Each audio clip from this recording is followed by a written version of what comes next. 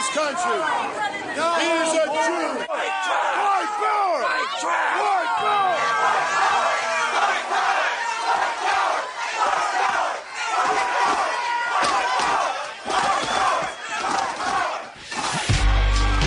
In 1996, when Ras Kass dropped his debut album, Soul on Ice, which not only deemed him as a classic, the album wasn't deemed as a classic, but it displayed the versatility of the West Coast artists and what West Coast had as the art form. He's set to release Soul on Ice 2. He's Ras Kass, and I want to welcome him to the library Tim Einenkel. Thanks for having me. Thank you. Thank you for being here. This is truly an honor. My pleasure. Where at first there was none, from Chinese gunpowder, the invention of the gun, from ancient Egypt, still civilization. So you're from Carson, California. Yeah. Asterix. So what? And what's interesting is that you talk to new artists today. You ask them what they're listening to. It's most likely hip hop. But you grew up at a time where hip hop wasn't playing on the radio. Rap was, rap wasn't predominantly what you heard all the time. True. And you listen to your music, and there's definitely other influences in there that are not right. So, what were you listening to growing up? I didn't. So, my dad is like, if you listen to my music, I have tells, like I tell on myself, because I'm only kind of just philosophizing about my journey. So, my father was a Marine and a police officer. He was not a musical person. And my mother is a Creole. So me and my sisters are first-generation Californians. My mother's from Louisiana. My daddy's from Arkansas. My dad is one of, 9 brothers. Damn, wow. And he's kind of like, I don't think my dad's the oldest, but he's the namesake. So his father was John Austin, and his father's father was John Austin. Oh, wow. And I'm John Austin. But he had 9, and he's somewhere towards the upper part, but still a middle kid. I don't know why he got the name. So he was just always very rigid in his journey. So he wasn't a musical person, wasn't interested. My mom is very Catholic. So my mom listened to more opera than anything. So we didn't have a soulful family. I didn't come from music. My recollections of music are being in the car. My dad used to smoke like a Popeye pipe, like a cob pipe. And every once in a while, maybe my sisters would, because I have 3 older sisters, and they would say, play the radio. And then I'd hear Mariah Carey or Whitney Houston, Luther Vandross or something like that. Something like, and so, with no disrespect, Michael Jackson, all that stuff. So I remember I liked Michael Jackson, I liked Culture Club, Boy George, all that stuff. But it wasn't like a soundtrack to my story. I liked it from afar, and all the singing stuff, I appreciated it. Especially the Mariah Careys and Whitney Houstons, because they hit these notes and these octaves that are amazing. Right, yeah. But the stories were just not stories I cared about. It was always I love you and why did you hurt me and all that. Right. So music didn't resonate for me until maybe I was 13. And I just would, it was like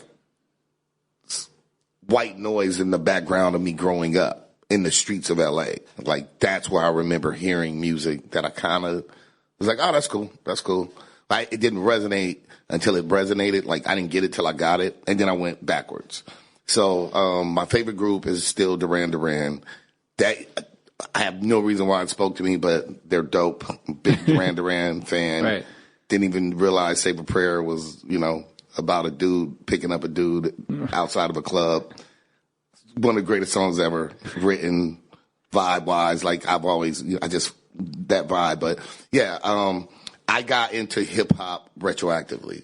I heard probably, when I heard it all. It was I probably heard, My Philosophy, and then EPMD, You Got to Chill, and LL Cool J, all at one time. I was like, this is dope. This is dope. This is dope. We probably said Fresh back then. I was like, that's fresh. That's fresh. And then I went crazy, and then I went backwards. And then I just started listening to all these things that I vaguely remembered hearing and wanting to understand what I was liking. Like I've always been that kind of person. If I like something, then I go backwards and I try to figure out why.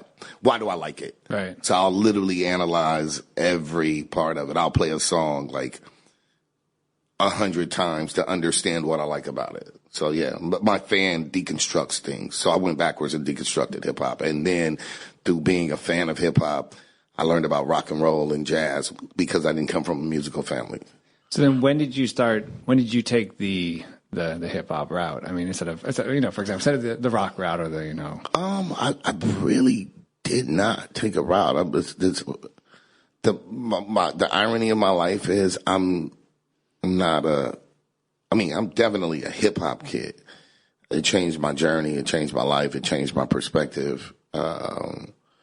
But I didn't really take a route. Like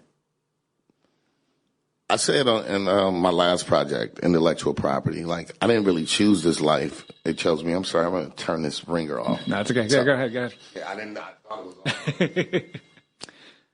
Okay, I told you. No, pre-recorded. It's perfect. That was J57, so shameless plug, JMO Gang. We're shooting a video. He's from Long Island and Brooklyn, so you want to hear the irony of life. Two Italians and a Creole, dark-skinned Creole boy decided we were JMO Gang, which is really Jameson. But we bonded through Jameson, and that's our group. So we're shooting a video with DJ Premier and Slug tomorrow. Yeah. All right, done. Okay. In Long Island or in... No, we're shooting in Brooklyn. Oh, nice. At Sweet Science, a friend of ours, dope restaurant in Williamsburg. That's dope. Actually, let's start. What, in this day and age, let's talk about videos. What is the importance of the video? I mean, well, first, when you started out, what was the importance of the video? But then in this day and age, what's the importance of the video? I think, well, this is the crazier thing. Back then, the video was like the cherry on top. Now it's a given. Like people are audio and visual. Like they don't listen to songs unless it is attached to this thing, which is really sucky to me because they're two different art forms. Like when Keith Murray walked on those Lexuses and Benzes, my brain went, pow. That was crazy. Right. I was just doing the math. Like every dent you put is probably 4,000 or 3. I was just like, wow, but it was so gangster. It was so dope. It was fly. It was dope. As opposed to now, everything is clickbait and people do things, like the videos drive the records, the visuals, and then they don't care. Like the days of like Busta Rhymes making $1 million video, excuse me, they're over because you'll spend $1 million on a video and people won't care in 4 days. Right. And that's just crazy to me that we don't appreciate art. Right. Like we don't. Like there's an art in making when that producer gives you something and you write this thing and then the engineer mixes it and then somebody creates this artwork. Like every single one had to be really amazing. Right. Every execution for you to get this tangible product, let alone a video. The video was the plus. I'm sorry. And so it's a little disappointing. Nowadays, it's content. Content is king. It's not art is king. It's just give me stuff. Let me see stuff. Show me stuff. And I want to see more stuff. And then I'll decide if I like it. But everybody's showing me stuff, so why should I care about your stuff? Right. And so not necessarily is it about the quality. It's more about the quantity now, right, which is bugged out. Yeah, I have a DJ friend who talks about, he does something. He's like, he does, I think, incredible mixes. And I'm like, oh, how you getting your hits for that? He goes, nah, but I'm thinking maybe I should have a friend like push me down the stairs while I'm doing it. And then I'm going to get clickbait right there. I'll be, I'll be good. It's really, I mean, I've always said we all have to evolve or die. We have no choice. But some things just are better than others. You know, I'm not the guy saying like, yeah, carrier pigeons are better than cell phones. Or I want to go back. I get it, man. Like, I'm not trying to fight evolution. Get a MacBook classic. Get a Mac classic. That's all we need.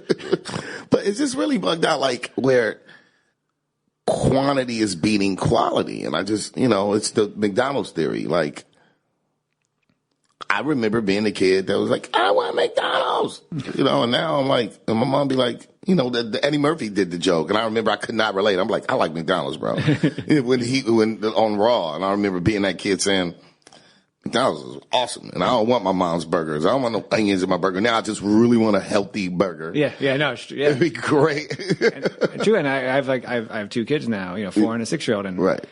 Their friends get McDonald's, and my wife and I are like, no, we don't. Like, but that was every Thursday with my grandma, McDonald's, and right. you know, because you know, it was at least it was a better McDonald's. Yeah, it's true. Yeah. I mean, it's crazy to watch the burger shrink. Yeah, that's funny. And then the irony of life is like how much what do they call it?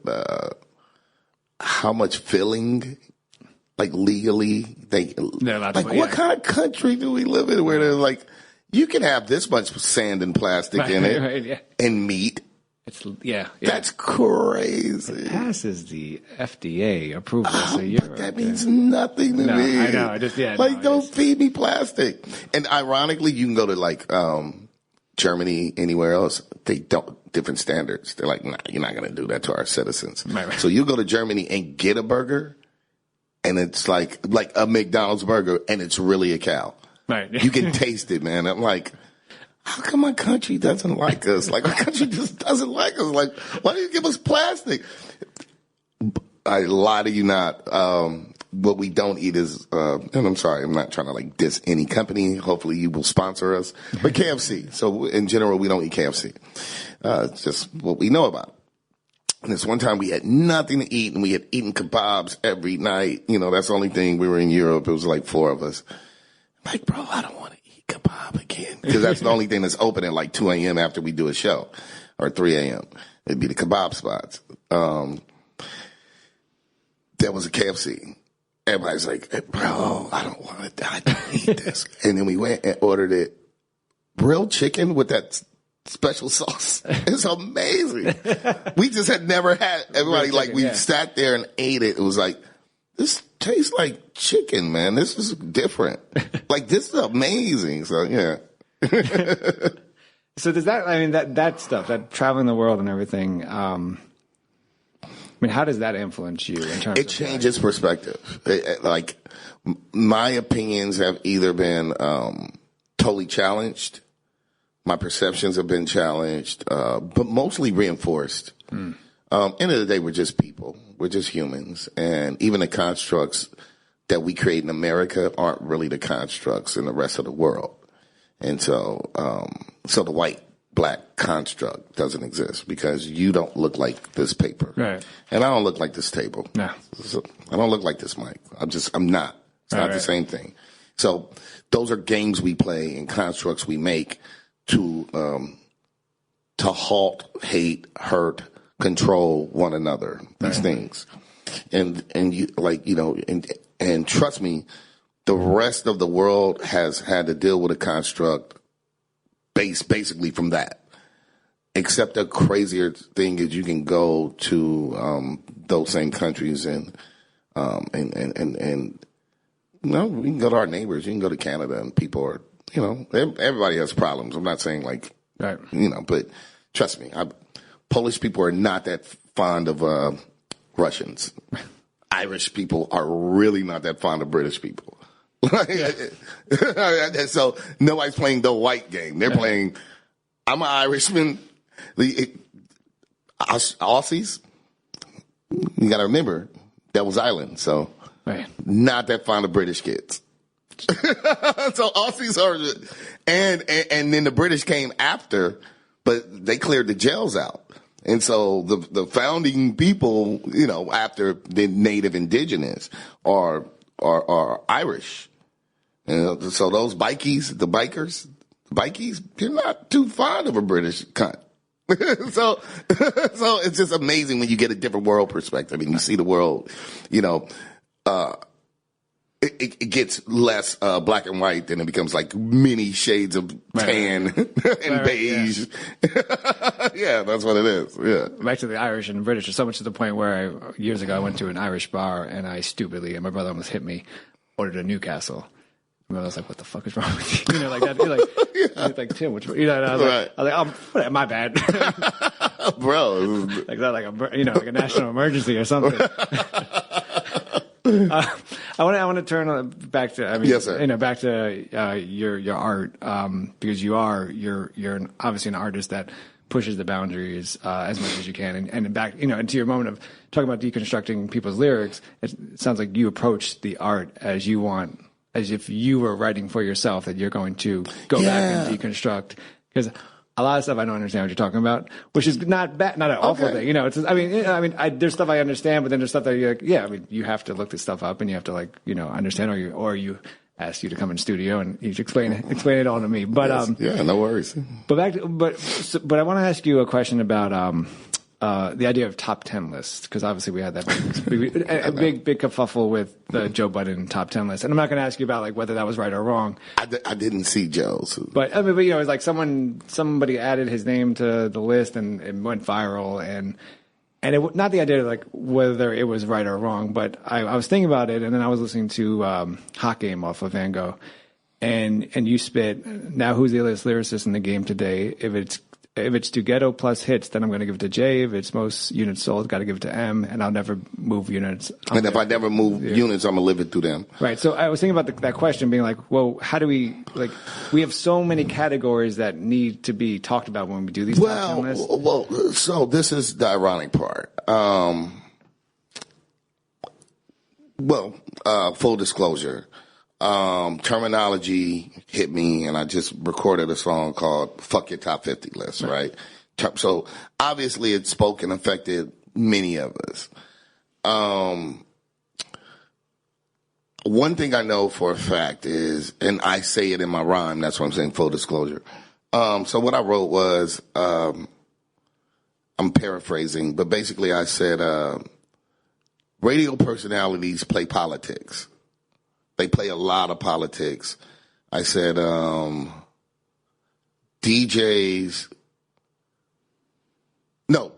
radio personalities play politics. Rappers mention people they wish they were down with.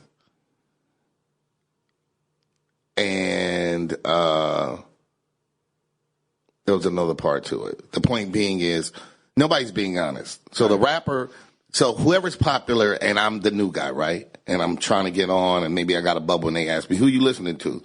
Everybody says the same names, whoever's popular at the time.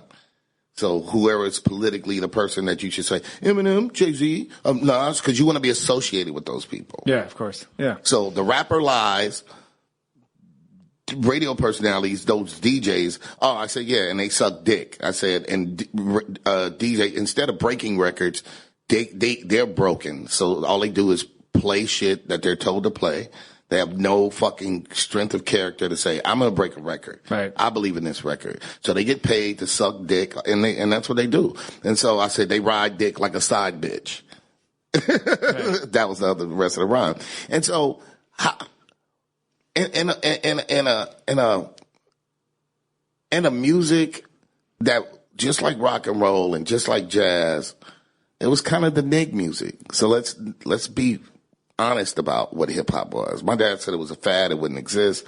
This music changed our lives. It gave us all jobs, kids everywhere, man. Poland hip hop is alive and well, and Canadian, it's so much hip. I'm not talking about trap dumb shit. And no disrespect to trap music. I'm just saying, not repetitive, corny. All those are small offsprings and subgenres, but hip hop, lyrics and bars and beats and culture.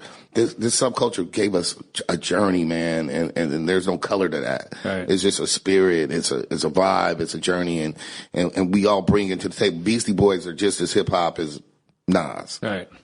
Because they're fresh. What they brought to the game is who they are, and that's what hip hop is. Hip hop is literally everything before it. Like a gumbo of fucking cultures and experiences. And so with those lists, Everybody's lying because they want to be down. They don't want to offend Paul Rosenberg, or they don't want to, like, and no disrespect, bro. But I almost feel like, and I'm not talking, I should have said Paul. I don't want to mention any one person. They don't want to offend Def Jam, or they don't want to offend EMI. Right. Like, any power structure. They don't want to offend whoever runs Hot 97 at the time. So everybody makes these lists based on who they can kind of ignore.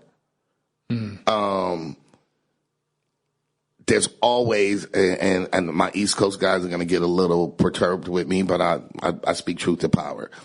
I expect a 30-year-old kid from Minnesota that moved to New York to not necessarily know the impact of West Coast MCs. But then you shouldn't make a list. You don't have the right to make a list. The slant always becomes negating all the impact of West Coast or other people that are not from New York. So that's already totally unfair. Right. Let's be fair about these bars and these lyrics, and we go line for line. Like, everybody else has to take I get it. New York made it, of course. Doesn't mean you own it. It's all of ours now. Right. Black people don't own hip hop. It's a culture that was given us, was created by those people in the Bronx, you know what I'm saying? But now it's all ours. It's what, is what we bring to this table. And so 50 MCs list, who are you to tell? Who are you? First of all, why did you get to make a list? And the other part of that is also this. I've said this for 10 years. If you think you're the best, we should do something. It's Wendy Day, an Irish woman, wonderful woman that saved Eminem and Ras Kass and UGK and the Locks, freed the Locks. So Wendy Day, amazing woman. She used to have something called Rap Olympics. I propose Bar Olympics. So every 4 years, let whoever's the hottest guys, 25 of them, and then let hip-hop decide another 25. Put us all in a room, boxed in. You get no internet. You get no homeboy. So we'll find out if you could write raps, and you live stream it. The world gets the vote. But written? All written or freestyle? No, written. Because freestyling is a different machine. Can you write these rhymes? So the whole thing is let the world decide. It all goes to charity. You put 50 MCs live stream for the title. Like Olympics. Yeah. Gold, silver, bronze. But no homies, no internet. It'll pop up on a screen. The world votes. 5 topics. You have 2 hours. 1 beat. Write your shit. Lay it out. 5 top. You can go 16 bars. You can do 20 bars. You can do 24. If you got an ugly 8, however you do yours, go for it. You got about 2 hours. You don't want it to drag out forever. And then that's the song. Put the record out and let the world decide. But they're going to see who can really write a rap. Right. Because now they can watch everybody's show, and all this is going to charity, and then you don't get to say you're the best when you didn't write a rap. Right. See, right now we have a show, and so no disrespect to anybody, but I always say this: if you don't write raps, you're not playing the same game as me. Like, I made the example before of if LeBron James went out and all of a sudden a little Mexican guy jumped out his shoe and did all the dunks, I don't want LeBron. I want the guy, Pedro. Yeah, I want that guy. So we have a lot of that. We have a lot of people with little guys jumping out their shoe, and they're like, yeah, I'm the man. I'm so dope. I'm the greatest. I'm a genius. I'm brilliant. No, you're a brand, bro, and you're not. You don't act like you're on my level on like writing these rhymes. Like you're not.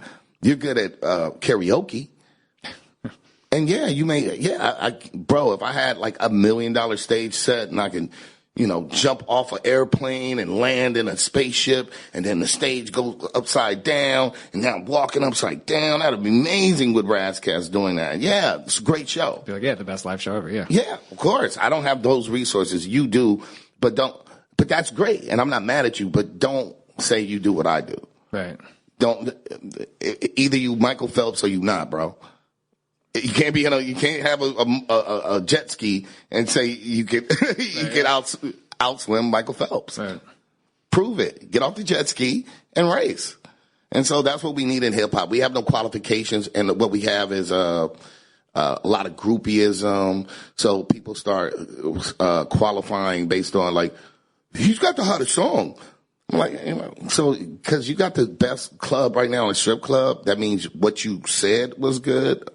It's not true. It's also the audience, right? I mean, it's the age of the audience that is buying. Yeah, but still, no, it has nothing to do with that. I disagree with that. When we pull this beat away, we didn't say who had how many cars, who's the cutest. I feel like I got some of the best spit, and I probably got a bigger dick. You want to play that game?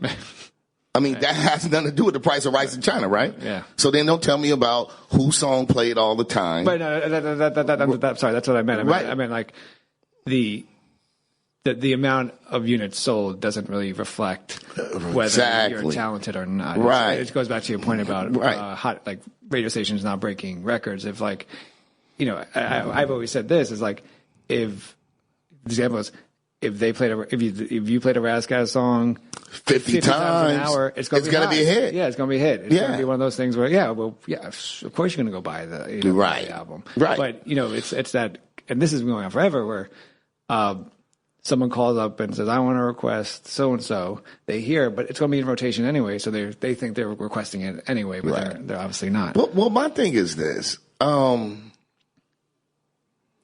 I've said this many times, and I've been lucky enough to have believed in and watched people succeed when people didn't know them.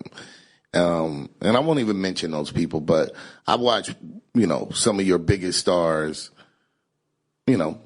just be the homie and just say like, bro, I believe in you. Cause I have something called, this is how I say it. I can never take from you what God gave you or your parents gave you. So I could hate on it, I could try to deny it, or I'd rather just support it and say, you are really good at what you do, and I respect that. Because that's what was given to me every time I got an opportunity, was people saying, I can't take from you this talent that you have. You are dope on the mic, and you're this and that. And so I'm blessed to have had that, and that's what I try to put out in the universe. But if you don't have it, just be good at what you do. But rap has become this thing, and it's not an age thing to me. It's called rap. So either you can write a rap and recite a rap, or you can't. There. Think about it. It's called skiing. If you can't ski, you don't get to say, I want to go medal. I want to go medal in skiing. But a rap is the only thing where you get awards for not being good at what you do. Good point, yeah. Rap, it's crazy to be in the only job that it's called something, and now the qualifications have nothing to do with the job. Right. You can't be a drummer and not be able to play the drums. You can't be a banker if you keep losing money. Well, you might turn in Donald Trump and become president, but in general, there's a chance. It's just it's crazy that the skill set is not what's important. It's about the bells, whistles. And I know 19-year-old people, and from LA to New York, to Canada to Germany, girls and guys that'll say, no, bars are bars. He's not saying anything, or she's not saying anything. That was dope. That's trash. So I don't think it's an age thing. I think in the past 10 years, it's been intentionally reinforced that nonsense gets rewarded. And so that's what they want, is for those people that were, think about the past 10 years. If you were 8 years old and all you heard was trash, you'd still be the McDonald's kid. Like, all I want is McDonald's, until somebody says, no, there's some good burgers you can eat. My mom cooks a really decent burger. And so there are people now that are 18, 19, and they're hearing bars and they're hearing lyrics. I'm a big fan of battle MCs, because at least they started bringing, for that 18-year-old or for that 14-year-old to hear lyrics, and it's entertaining. It's in a format for them to be entertained, but it still shows them putting linear thoughts together, to set things up, punchlines, to have like delivering a joke, it's a skill set, and I don't think the industry wanted intelligent MCs. I think they wanted what we have now. It's not even a balance. It's just a lot of tomfoolery. The saddest part is their demographic is 13 to 23-year-old white girls. Yeah. And no disrespect, but I'm neither a girl nor am I 13 years old. What? You didn't know? No. You didn't see it? I was like, sorry. I was finding pictures of you on it. I was like, oh my God. Does not look like, I think. Yes, I just don't want to cater to that. I think it's kind of pedophilic to want to make little songs and have little girls gyrate and you dancing like little girls. I think it's very R. Kelly-ish. Yeah, right. I don't want to make that kind of music. I want to make music that speaks to my brothers and girls and whatever. But I'm once again, I'm not 13 and I'm not a girl. So I want to make music for over 21 men and say, bro, these are my perceptions. This is how I see the world. And honestly, hip hop used to be the music that was forcing the world to see the 19, the 20-year-old from our perspective. Right. Why is it now the music that caters to little girls? I think it's weird. And I think corporations did that. And we're, as a community, we have to own that, we allowed our culture to be vultured just for a few people to make a lot of money, and then we all jump through the same hoops hoping to become those people. And I don't want to be them. I don't want to be left and dead and destroyed, but I don't want that. I want to make, honestly, I think there's a happy medium. I think I want to do the indie rock band. I want to do the Gang Starr of hip hop. Like I don't ever need to sell 85 billion records. I just want to, give me my place, show me my respect, and let me keep doing what I do. And I'd love to go gold and stay consistently gold and make an album once every 5 years and, and do things that, are art instead of full whore. And how many ways can I make you, dance 13-year-old girl? I just don't want to do it. Was that always, when you dropped in 96, with Soul on Ice, was that always kind of your mentality? Mm-hmm. And was there, prior to you dropping the album, was there an album that you heard that was like, all right, this is the kind of art that I want? Everybody's. I'm like I said, as soon as I heard hip hop, like it was always there, but when I heard it, just a fan, man. There's EPMD, the Gang Stars, Redman, EPMD, Ghetto Boys, I'm a fan. I'm Tribe Called Quest, De La Soul.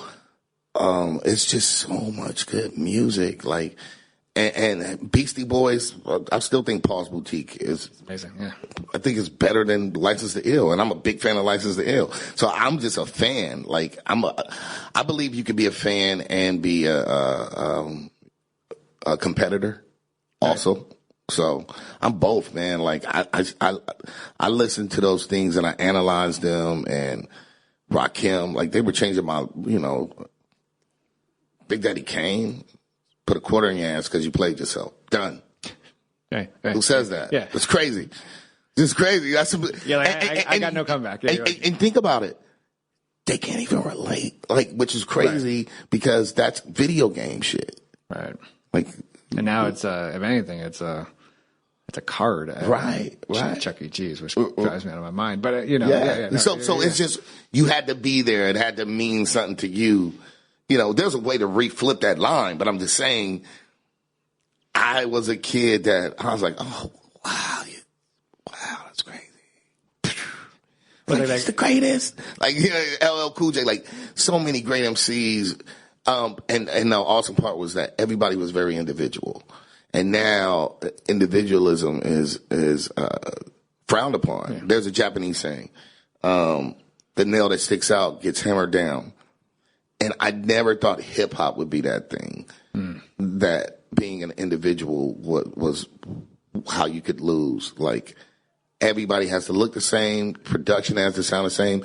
Just think about how varied in 1996. There was Wu-Tang, there was Biggie, there was Pac, there was NWA, and they all sold a lot of records. Tribe Called Quest, there was Hyro, like all these different people. Biz Markie, he didn't sound anything like anybody. He was like funny. Yeah, yeah. You know what I mean? Like all these, like we could coexist. And I always say that to people, like, you know what's sad? Country Western doesn't do that.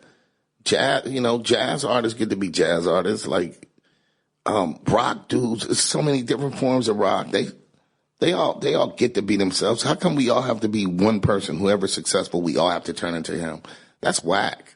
Well, how did that? So, what do you point? We were talking about this off mic, but we were at a time where you could play Self-Destruction on the air, and then you could also play Doo-Doo Brown.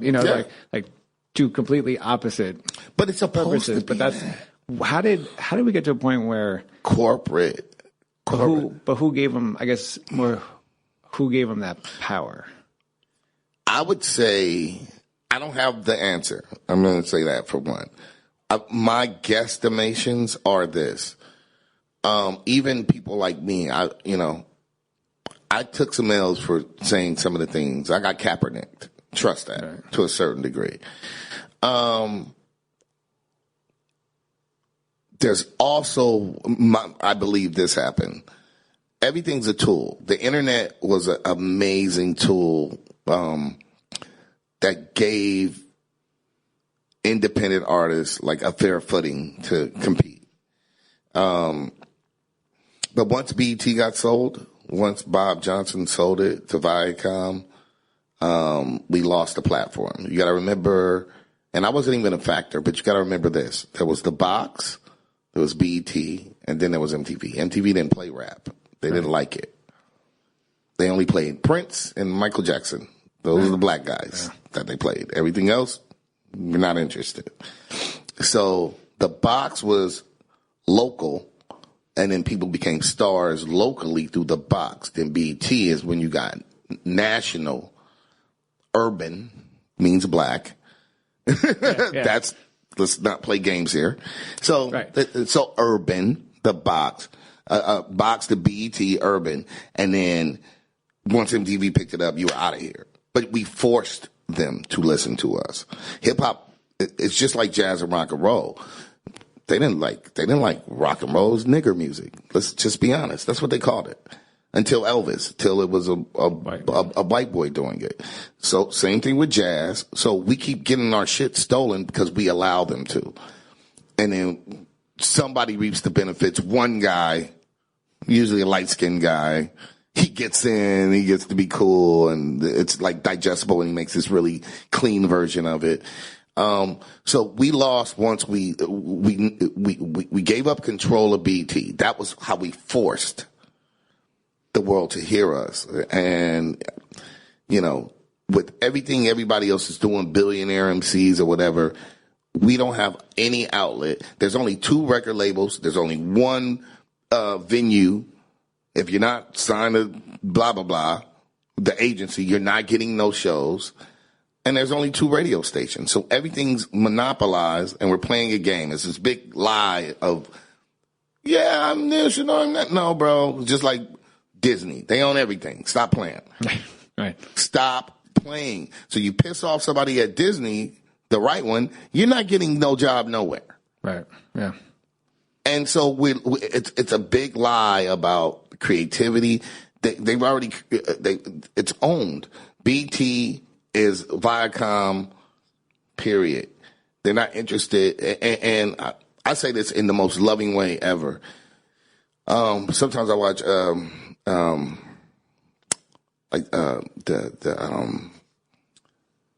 not the Anti-Defamation League, but, Jewish TV. I forgot what it's called. It's Israeli. It's a channel, and I'll watch it.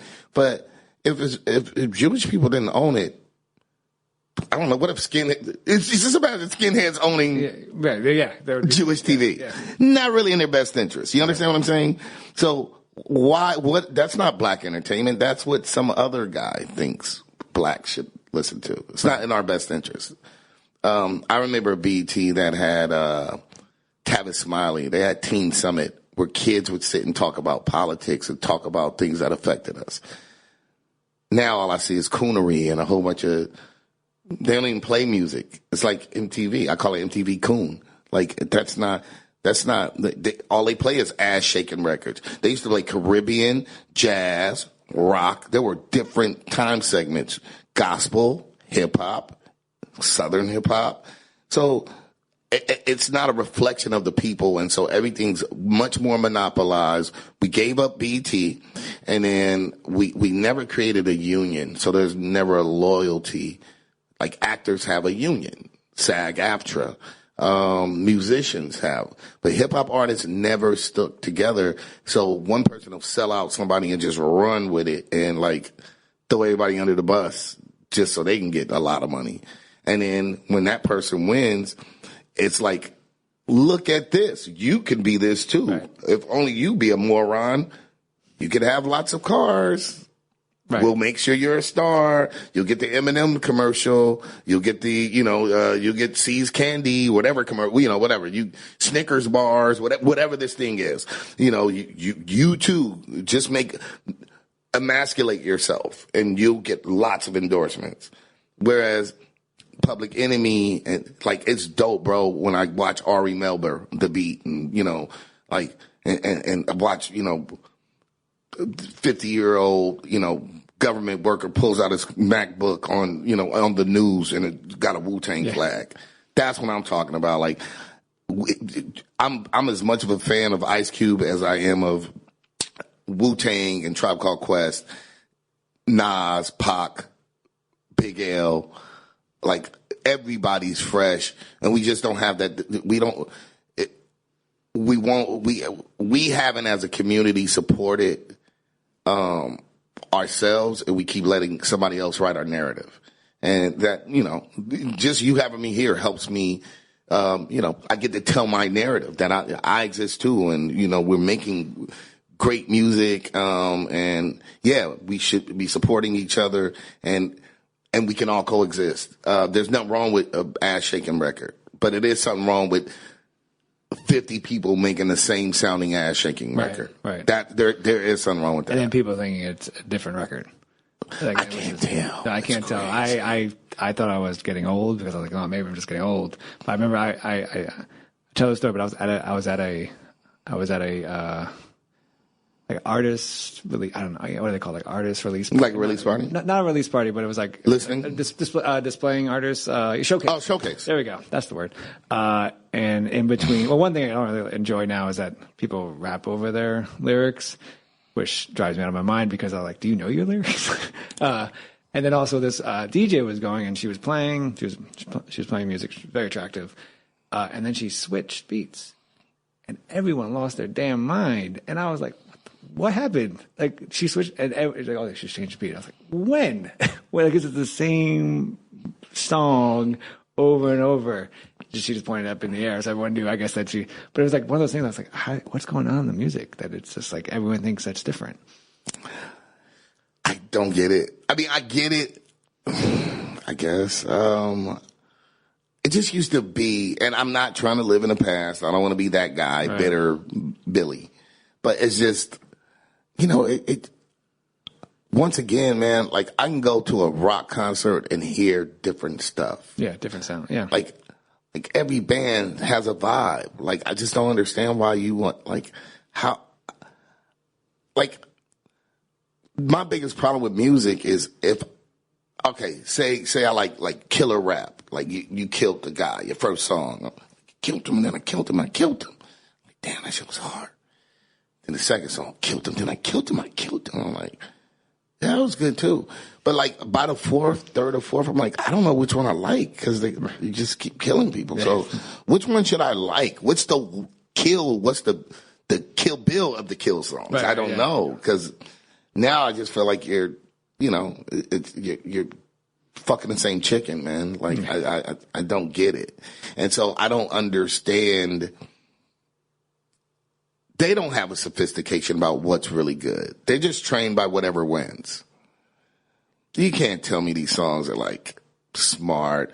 Like, There was a comedian woman that she I think she did like,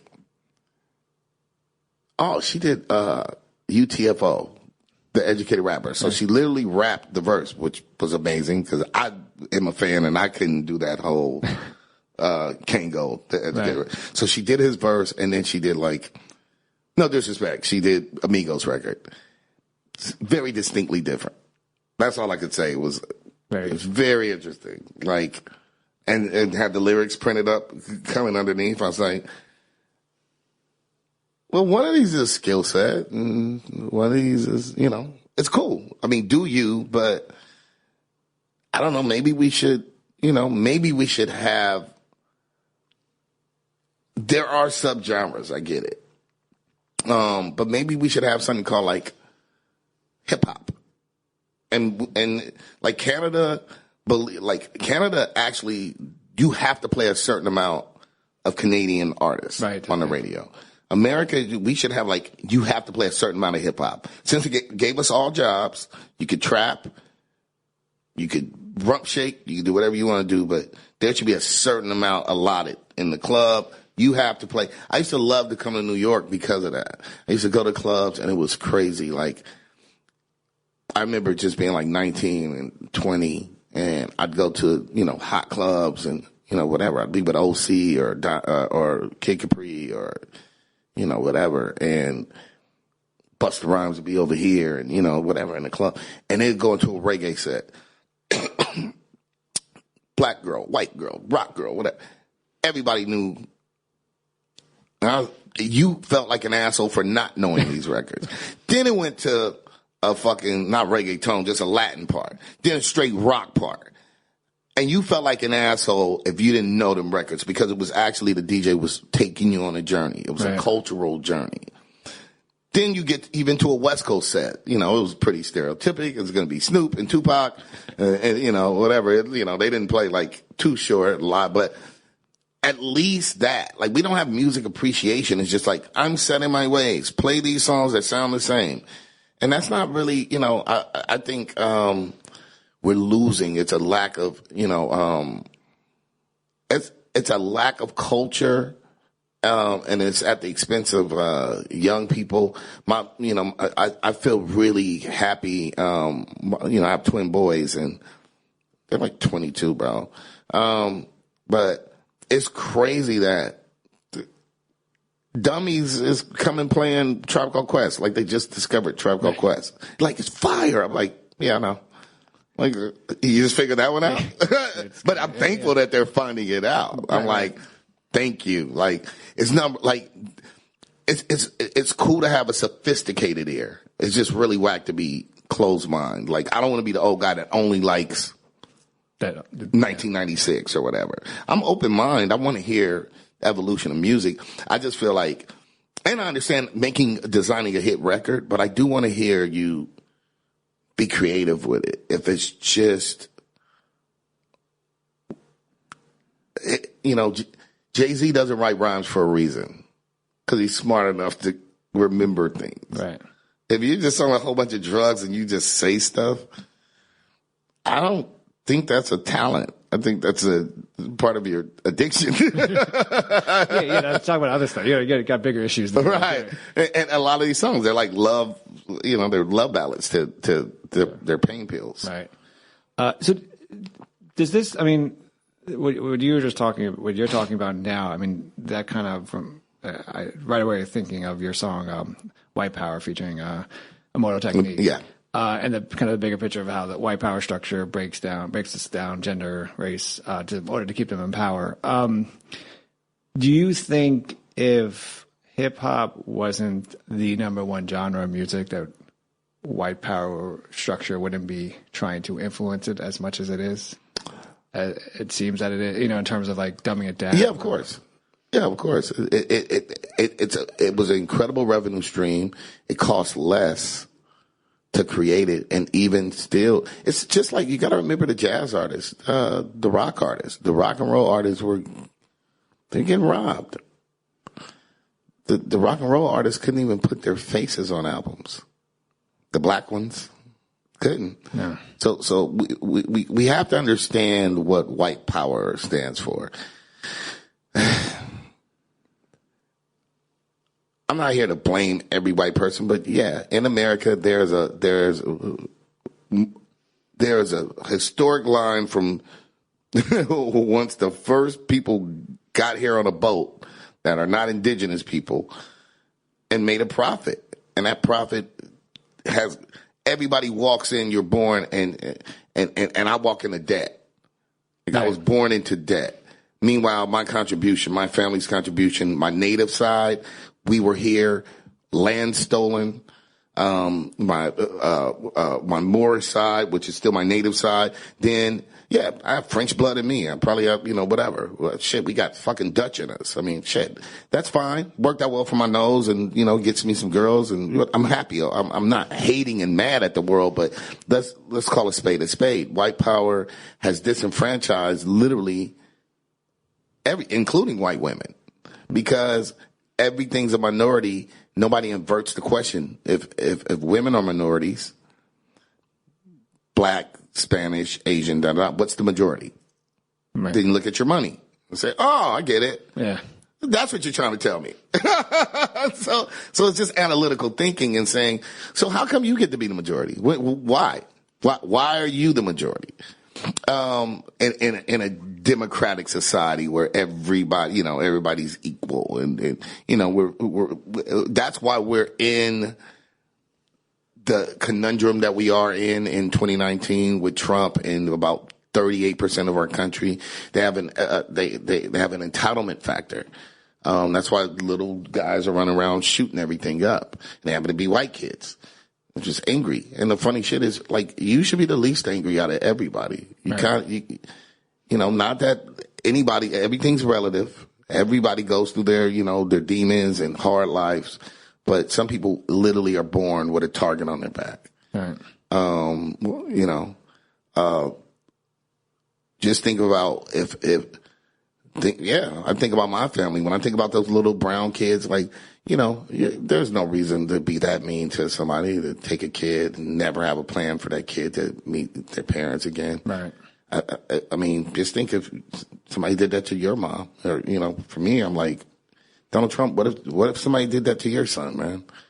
I mean, let alone, then you got to think about physical abuse. Right. You don't want to give them soap. I mean, that's evil. And so white power does those things and claims to have a moral high ground. And we've lived in a country that won't even admit that it's done it and continues to do it to me and my sons and my dad. And so we're supposed to just eat shit and grin and bear it.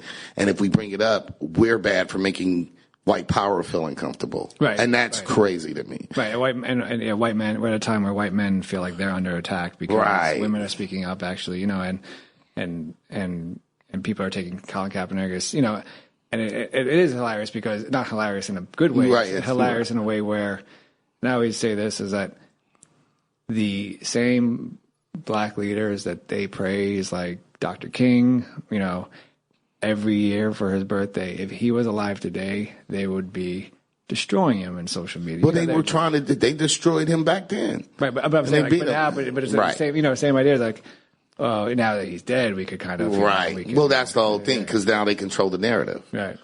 And that's the problem with the power structure. History's written by the winner. So, of course, if your options are Martin Luther King or Malcolm X, who do you want to promote? Dr. King. Right. Yeah. Beat my ass, I'll pray for you. Yeah. Beat me some more and I'll pray. Another guy saying, I have the right to be here. I have the right to exist. And if you hit me, I'm going to hit you back. Right. Once again, sure can give you a gun and tell you at 18, go shoot those Arabs, go shoot those Asian people, go shoot people. But then here they're like, no, you just shut up. You're crazy. My dad, he fought in Vietnam, and then they came back and they spit on him and called them niggers, let alone some of the white kids got spit on. But it was even different. Right. They're still like, you're a nigger, though.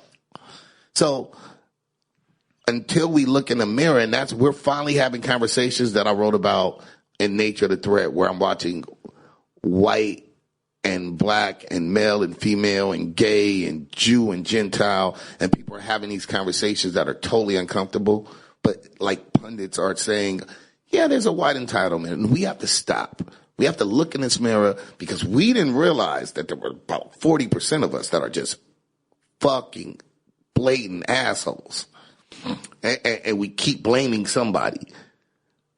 Trust me, after 9/11, I knew pressure's off me. Yeah. They're going to kill all the Arabs. But you know what? If I don't stand with my Arab brothers and my Jewish brothers and my gay brothers and my poor brothers and my sisters, they're going to get me at some point too. It's always going to come back to me. Shit runs downhill, bro. So I'm like, bro, you can't be mean to the Jew. You can't be mean to the Muslim. You can't be mean to the Irish. You just be nice to people. Why don't you just be nice? Stop being a dick. Because as soon as you don't target the Mexicans, it's going to come back to me anyway. Right. And I don't want that. Like, I just want, we're all the human family. And if we don't get into a love space, and sometimes love is tough where you have to accept criticism. And so the biggest problem with white power, the structure is, it was amazing to watch pundits, like history, and just 60-year-old, white male and white female, like human beings talking about things that I've been talking about, which is, yeah, we got to understand the impact of not just slavery, about institutionalized racism, about what the war on crime really was, what law and order meant when Nixon said it. That was the 60s. He was saying, you want law and order. They talk about they want to vote. Fuck them. I will beat them. We'll sick dogs on them. That wasn't law and order. That was fucking murder. Right. And so until we start being honest about what our country has done, we've allowed terrorism, domestic terrorism, Ku Klux Klan, racism, hatred to always live. They've always gotten a chance, just as long as they don't rock the boat too much. Like, yeah, of course we call them nigs and we talk bad about them and chinks and we call them beaners or whatever. Yeah, we say that behind closed doors. We never say that in front of people. But even if we do, we just say, hey, well, I misspoke and whatever. And so we need to call a spade a spade. We have to own the legacy of this country or it doesn't heal. And honestly, philosophically with white power, I think the worst thing that can happen for America is they get the war that they asked for. Like, I think 40% dies and power structure shifts. I think if skinheads and neo-Nazis and, you don't like blacks and brown, I think there's more of us than those. And I think I think 51% of even, white, so-called white, so whatever, my Italian brother and my French brother and my British brother and my Irish brother, they'll be like, fuck them cats. They lose. We'll destroy them. If they want that war, it's a war they don't win. Because it's a war based on of false supremacy when we're all here and we're at our best when we're together, I think. And so if those people want that war, I think it's going to suck for them. I think they lose. I think it's the universal war. I think, good and bad at the end of the day. There's no reason. I don't walk down the street and have a malice towards anybody based on what they look like. I don't. And I think that's a whack way to live my life, to feel like I'm better because of what did you do to be you? Nothing, except for swim really fast out your parents' dick. That's all we did. But I didn't pick. If it was up to me, I'd be fucking the king of England. Are you kidding me? I came out, but I'd like to look just like this. It'd be a little blackie and swam out and then I'm like, oh yeah, give me money all the time. Just fuck. I would have been a Trump, and I'd be like, Dad, you're an asshole. I mean, whatever. But I always say that to women. I'm like, bro, what did you do except be born? Like, who are you? So all this stuff, these things, we didn't have a choice. Our choices are once we're born, and who do you want to be, and what kind of carbon footprint and spiritual footprint do you want to leave on this planet? I hope I leave some love and some tough love and some critiques and I want to have fun. I want to make some money. I work hard and, that's the job. And that's the kind of music I'm trying to make. I want to make a footprint that challenges people to think. Has that always been the case for you? Yeah. From day one, being like, this is what I'm going to. My mom wanted a philosopher. And so she was very disappointed in me. We got into it. I went to prison. She was not happy. Second time. Definitely not happy. And she was like, I thought you were going to be a philosopher. I was like, if you listen to the music, I'm basically the philosopher you wanted. So that's what it is. It's philosophical and self-analytical and harsh towards myself. I judge myself. As I throw my stones, I know I'm in a glass house. So I try to talk about that stuff. I try to talk about, hey, I'm an asshole and I failed here. This is what I did wrong. That's really Solo Nice too, that's what it's about. Me taking inventory 25 years, after my first opportunity to tell my story and trying to figure out what did I do right? How many things did I do wrong? Am I a better person? Have I regressed? And it sucks. I had to answer some of those questions like, yeah, you fucked up. You did the same thing again, man. Mm-hmm. Like, you need to get better, I'm just blessed enough to, I may not have the hoopla of, Wu-Tang, like 25 years. And I wish I had a Netflix show and everything. I mean, God willing next time. I'm going to keep on fighting. I think I got a good story too. But for me, think about it, man. Like, Pac and Big, bro, they not here. They don't get to celebrate. Nipsey, bro, we don't know if we're going to be here tomorrow. Right. So for me, if nobody celebrates me, my mother loves me, I will celebrate that I'm still here. I'm alive. I got a voice. And I'm of fairly sound mind. So, that thank God, thank the universe. I'm thankful to be able to analyze 25 years of my life. 2/3 of my life I've been doing this music stuff, and I'm just blessed to have that. A lot of people, Big L don't get to do that, man. Right. And I'm not saying this like jokingly. I'm saying it with all humility and amazing human beings. And one day I won't be here, but at least I made my 25. So if nobody celebrates that, I will. Right. And and of course, the music's going to live on well after Mass Day says that in his last, in the Brooklyn story, Kings. Yeah. He talks about, I wish that we could live forever, but we know the music's going to live on to here. I want to ask you about a track that I think is, it not just shows how, how you push the lyrical envelope, you also push the kind of production envelope and producing envelope in a way. And that's with the Long Way featuring Everlast. Uh-huh. Because there's guitar, horns, everything. How did that track come together? And it's a fucking incredible track. You like that record? Yay, man. Everlast, you hear that? Let's shoot this video, bro. So on my first album, everything really, it was synergy for me, and it was meant to be. So obviously I'm a big Everlast fan. I'm from LA. You're going to be a House of Pain fan. Right. So, but back in the day, I used to go to a club, and I was like 14.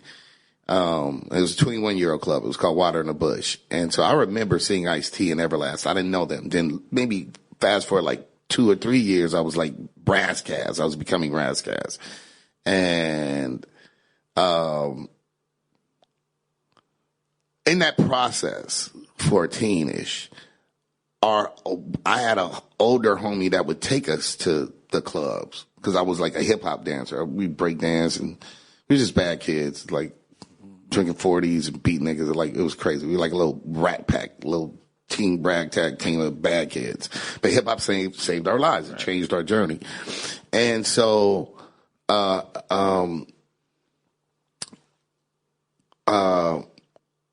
Everlast would be in the club. Ice-T would be in the club. just legends, you know, but we're stupid kids. We're like, oh shit, that's so-and-so and that's so-and-so.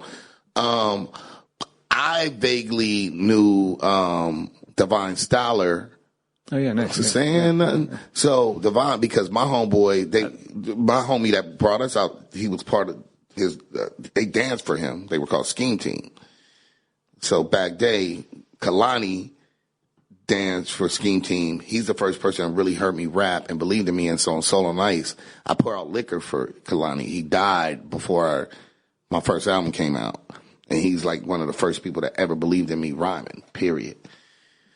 So fast forward. So I've always known Divine, didn't put two and two together. I started getting closer with, Everlast about 2 years ago. Like always observing, you know, little brother, you salute, like, if I don't know you, you want things to be organic. Yeah. So long story short, getting to know Everlast, we're trying to do this record. I'm like, I want you to, cause I asked him to be on, Drink Irish with me on the Apollo Brown record. And he, he's busy, can't get to it, but it's really cool. He paid me this amazing compliment. He was out here in New York and he, it's about like a year and a half ago. He's like, yo, what you doing? Like, you out here? I'm like, yeah. He's like, come out, do Drink Irish. And then he does this whole presentation like, I'm really mad at myself. I fucking should have been on this fucking record. Cause instead, it ended up being me, Sean Price, Sick Jackin, and Slain. And thank you, Slain. Slain bodied it. But initially I did ask Everlast, And so he paid me this compliment and I'll make a long story short. When I went over to do this next record, I was like, yo, I really want you on, I was like, it'll be greater later. I want you on this thing, Soul on Ice 2. Cause you're a foundation of LA hip hop, man. And, and you big bro, and I would love for you to do it. So we went and we were trying to make something, but when I went over to his crib, to the stew, not his crib, to his studio, Divine's there. I'm like, oh shit, I forgot. And then all this stuff, we started talking and it was very organic. Divine's like, I've known Ras since he was 14. And Everlast, like, Divine is the person that taught me how to rap. I was like, fucking A, bro. That's like, crazy, literally 1 degree of separation. It was just so organic. We laughing. Kalani's like, yeah, I remember Kalani. I was like, fuck, bro, that was the homie. That's why we used to be in the club when I was 14 with the 40-ounce bottles. So it got so organic, and we were trying to come up with the song that night, and it just didn't happen. And I just remember I just went back, and my homeboy sent a beat. I was like, this is it. And I just wrote about what we went through that night. So literally I did that. I've never written a friend record. So it was just dope to say, like, I fuck with, like, that's LA shit. Like, I fuck with you the long way. I fuck with you. That's dope. Yeah. And like how his bestie, you know what I'm saying? Divine, like, my homeboy, rest in peace. Like, I didn't know I knew I was a fan of Everlast. I didn't know he was like brother to my brother and my big brother. And we were so connected and the love and appreciation, it was just real genuine. So it was awesome, bro. It was like a painless record. Like, I had so much fun sitting with them that night, just hanging. We were like going through beats, but like kind of drinking and smoking and just talking shit for like 5 hours. We just had fun. We really weren't really creating. So the beats were like secondary. Yeah. Well, we were looking for the right beat. And then we had liked one beat, but neither of us recorded anything. And then I heard that beat. My homeboy sent it randomly. I was like, this is how I feel about the other night. So I just wrote that. Sent it to him. He was like, this is it. He was like, this shit is easy. And he caked it. Like, literally easy peasy. It was like, hung out, vibed out. I found the right music, sent it to him. He deaded it like in fucking an hour, sent it back. I'm like, and then texted, he texted, he's like, we shooting a video to this, right? I'm like, fuck yeah. yeah, so we shooting a video. It would be in LA. Yeah. I have a great concept for it. And he, he gets to be Everlast. He's like, I don't even like videos, but we're going to figure out how to do this. I'm like, awesome, bro. Yeah, man. I'm just a fan, man. And, like, honestly, everything on this album, it was very genuine. And that's the most I could ask for, is just people that wanted to be a part of my celebration of my 25 years. And so, you know, I'm very thankful. I know I've kept you here long, but I have two more questions. Okay. The last track of the album, Opioid Crisis, is, it addresses the BS war on drugs, and we all know that shit. And how Big Pharma is kind of responsible for the drug addiction problem in the country. Why leave us with that track? And I have a go ahead. Follow up because there is a hidden Ghosted. Right. So my question was that are these two connected in a way, or is that kind of and am I ruining it by saying that there's a No, that's cool. That's cool. That's cool. Well, Opioid Crisis. All right, so first album. Into my album, I get killed on Solo Nights.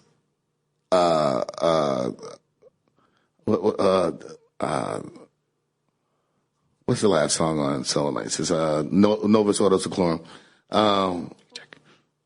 check. Order Through Chaos. Okay, yeah. Order Up KO. So at the end, I say it, and then I get smoked in the booth. And so I knew I was going to have this other record because I had personal shit that I wanted to talk about that I didn't really want people to know that I talked about. Like, that's why I made it. It's called Ghosted. Right. And it's like me kind of feeling some type of way about certain things.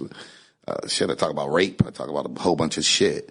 And then I was like, I got to have fun. And, it was like, a little clickbait, what's his name? Joyner Lucas. I'm like, fuck. I just had other shit I wanted to get off my chest, but not like seriously, like that was my sell to my album. But there was some personal stuff in the first and second verse I need to get done. And then third verse was more, like, you know what? Throw some shots at you too for fun, whatever. But really the reason why I left it with Opioid Crisis was because life ain't shits and giggles at the end of the day. And a lot of, like right now, weed is legal in California. Weed's legal in Vegas. But there's a lot of black and brown people that got thrown under the bus. Some will never get out of prison because of that. And now Wall Street's investing. It costs $1 million to get a weed license in Vegas. Yes, sir. Now the same people that beat us and locked us in prison forever but Wall Street now, those guys are collecting again. It's the same thing. It's like, it's just unfair. It's wrong. It's the American sin that white America refuses to accept.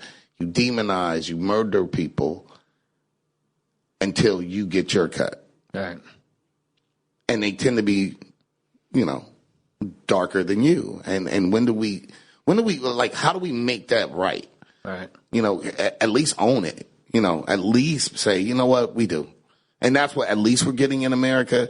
There's certain cities like in New Jersey where they're like, no, we got to make sure, urban people can own some of these dispensaries and these grow shops because it's crazy. Wall Street, you take our money for you to get more rich. I don't know who the fuck Madison is. Why does he get to have the building? The fuck he do for me? Right. Owns, fucked my great-great-great-great-grandma, fucked her, then her kid. Like for real, like it's bullshit. Like think about that. Think about the history of slavery and racism where a person, Jefferson, fucked a slave, then she had a kid, and then she got older. Then he fucked her too, and then she had a kid. And then they got nothing, just fucked. This nigga's incesting people, Washington and Jefferson. So when do we get at least an apology? Like if we all turned around and wanted to kill just one human being, we almost should be able to get away with that after what's been picnics. The term, pick a nigga, bro. That's where it comes from. Picnic, pick a nigga. Sundays. So nobody wants to deal with that. And then we're taught And so are young white people. They're mistaught because nobody wants to own the truth of it. Right. But we have to know, or we'll really walk through here blindfolded and really get fucked off. But yeah, we just, for me, I had to do that one because, yeah, black drug addiction, we get jailed for our vices. They cry for treatment when it happened to the white kids. War on drugs, an opioid crisis. Big Pharma killed more Americans than ISIS. It's facts. And when do we not, when are we going to look in that mirror and say, yeah, when the black kids did it, they were animals. They're savages. They're animals. And then now, bro, nobody's in Connecticut or New Hampshire. The Mexican guy El Chapo did not go to New Hampshire, bro. You're making your own meth.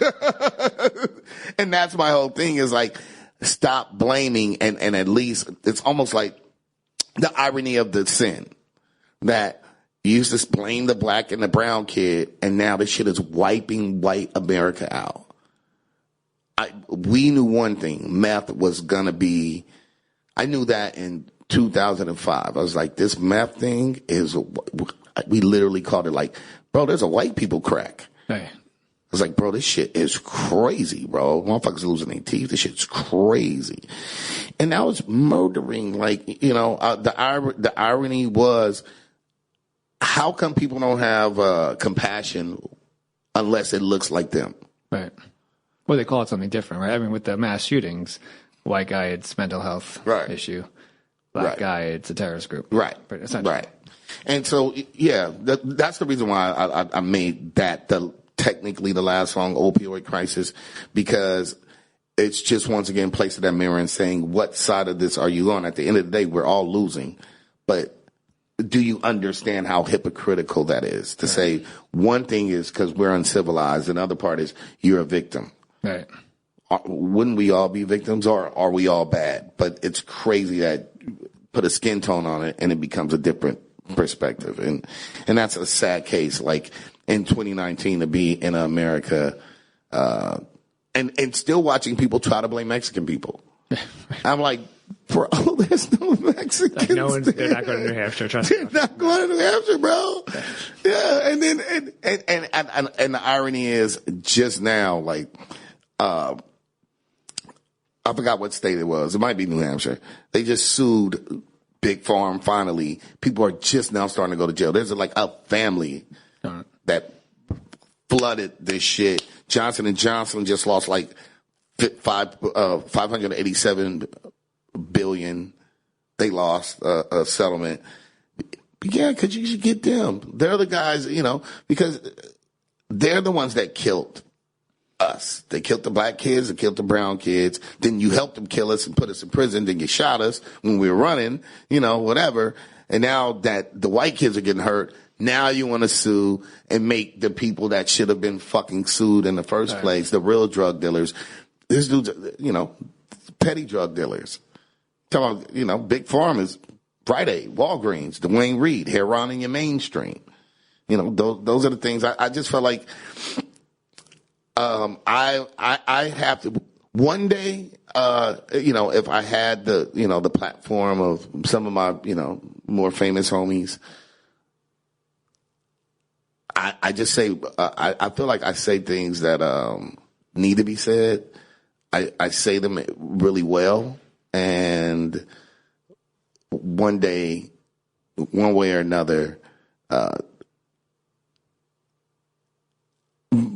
didn't come here to be in second place. I feel like my pen game is competitive, and I want to be respected for being the brilliant MC I am, and that's why I work hard to make sure that I'm saying things that other MCs are either unable or unwilling or not capable of doing, and and that's my legacy, and it's my 25 years. I felt like I didn't want to do another Nature to Threat, but white power needed to be said. And I felt like opioid crisis needed to be said. And I didn't want to do another Soul on Ice with Diamond D. I wanted to do Grammy speech. I wanted to do content and concepts and you know, I did waltz. Like, you know, I feel great. You know, like I did 4/4 to 3/4 time, which is waltz in a hip hop record. That's great. No MC ever did it that I know of, historically.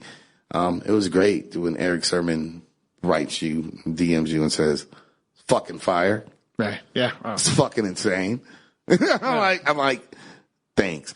I, you know, like, and that's, you know, that I want to inspire the way that I've been inspired by hip hop. And I hope one day I can get that platform so people can get inspired. Like, I think a lot of the people that they say are inspiring rappers, a lot of them don't even write their own rap. So my job is I want to get my platform up so I can show, like I said, rap Olympics every 4 years. Cause I'll burn down. I just feel confident. I'm like, I didn't come here to be in second place. Anybody that does anything to be secondary is a moron. So I'm not here for second place. I have no animosity, but this is all competition. I came here to be first. And I believe I'll burn down your favorite rappers. I'll burn them. I will, because I better think that. I didn't come here to be in second place. Right, with all due respect. If you think differently, you're going to lose. So. Yeah, exactly. I came here to kill them. Yeah. And so I think that's what we did on this record. And I'm glad that it wasn't clickbait. It was just things that need to be said. I call myself the elephant whisperer. Like, I do speak on the things that people don't want to talk about, but behind closed doors, we do mention it. I'm like, fuck, tell the truth, shame the devil. Right. Mm-hmm. Yeah, that Shark Week track is fucking fire. Thank you, bro. Or as, you know, we say back in the day, fresh. Super fresh. Super fresh, dope. Thanks, dude. Ras Kass, man. It's been an honor to Thanks, man. Time. Soul Nice 2 coming out September 6th. September 6th. Soon. Shit. Yeah. Second week of schools for New York City kids. So yes. I hope you guys support it, man. It's a really awesome album. Tim, thank you, man. Sorry that yesterday. But thank you so much, man. Thank you so much, bro. Appreciate it.